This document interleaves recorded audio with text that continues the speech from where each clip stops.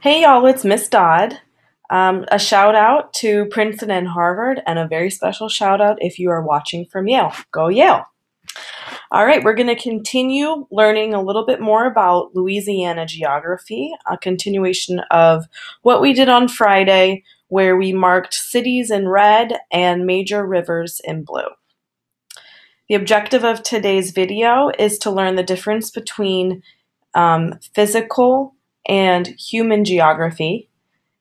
And keep in mind that during this video, you will have both questions in Educanon, and also you need to complete your guided notes because that will be going into your interactive notebook.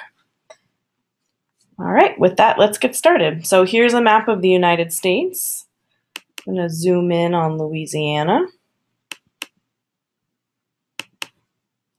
If you've never played around with Google Maps before, you should. It's pretty fun. Okay, so here's Louisiana, and the one thing I wanted to note about this is check out the borders. You have the Mississippi River, this big squiggly line separating Louisiana from Mississippi on the east, then a really flat line separating Louisiana from Arkansas on the north, and then a mixture of both flat lines and the squiggly line of the Toledo Bend Reservoir, and then also the Sabine River separating Louisiana from Texas on the west. So these rivers here are forming what we call a natural boundary, and the flat lines are what we call a man-made boundary. And it's not actually a lot. You can't go to the border of Louisiana and Arkansas and see this long, long line drawn in the sand. It's an imaginary line that's been created through politics, and it just says, all right, this is the line between Louisiana and Arkansas. So that's a man-made boundary.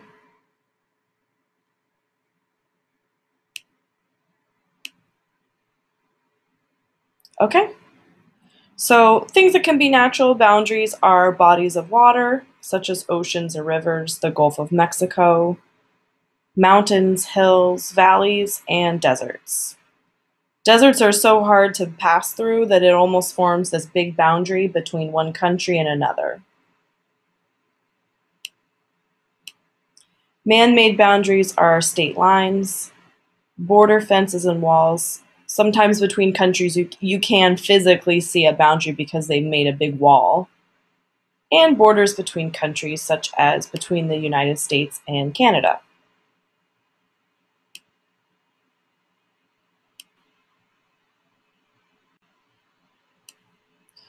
Okay, so we're going to do a little bit of practice here. Let's go to our zoom out view of the United States and just take a look at some borders here. So what do you think about the state of Colorado? Does it have mostly man-made borders, or does it have natural borders? Okay, what about the state of Kentucky? Man-made or natural? I would say it's about 50-50. You have a big river on the top here that's naturally separating Kentucky from the states on the north, and then the bottom is a flat man-made boundary.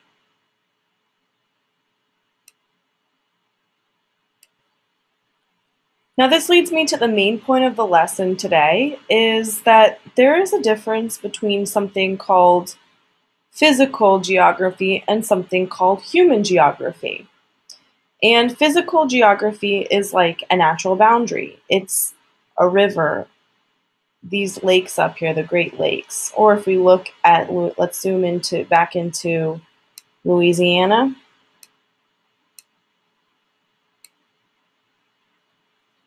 That Mississippi River right there squiggling along the eastern side of the city, separating Louisiana from Mississippi. So natural borders are a part of physical geography, things that are physically present in the geography.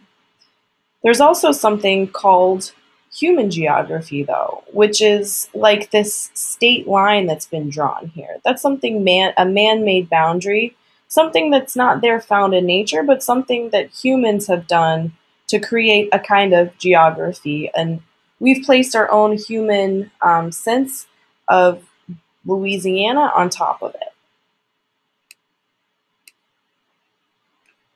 I'm going to zoom in a little bit closer to Louisiana.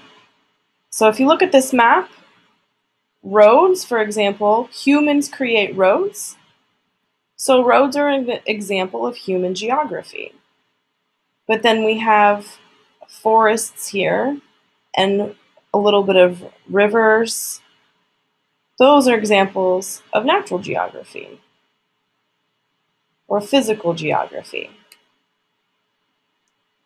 This map is both a mixture of the road, which is human geography, and then physical geography, things physically found.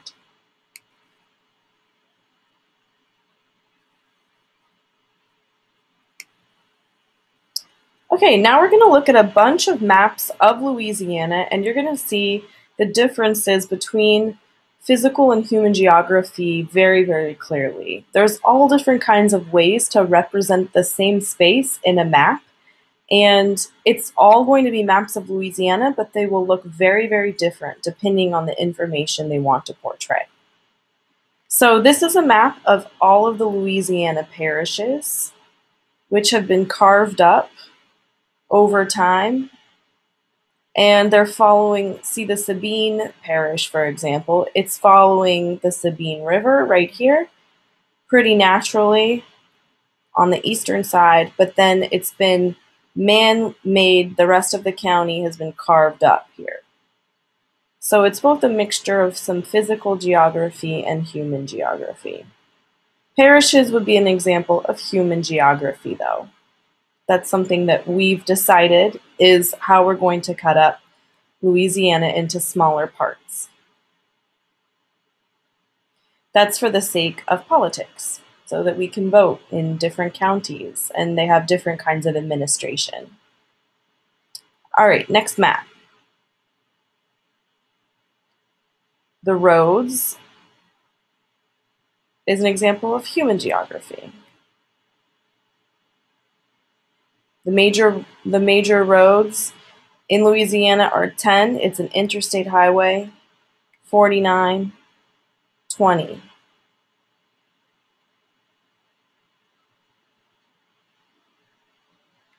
All right, this one looks a little bit different. This is what we call a relief map. So it has, if you look at it, it's really textured, and it's trying to depict the different types of elevation that are in the map. And you can see there's a lot of hills here. This area up here you can see has way more texture, and that would make sense because it's called the hill region. And it's a little bit smoother here coming down because that's where the Red River flows. So it's smoother by the Red River, and then this hill region here and here. This is an example of physical geography because hills are a part of the physical natural world. Same with rivers. These are all the rivers.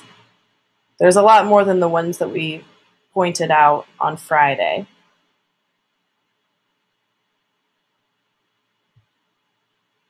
All right, and finally we have a very interesting elevation map.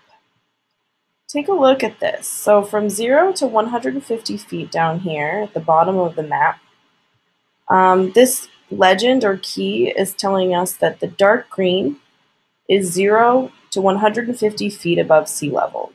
So this whole area is very, very flat and low. And then it slowly climbs. So this is 150 to 300 feet, and then these very light parts are 300 to 600 feet above sea level. And this again is the hill region. Elevation would be an example of physical geography.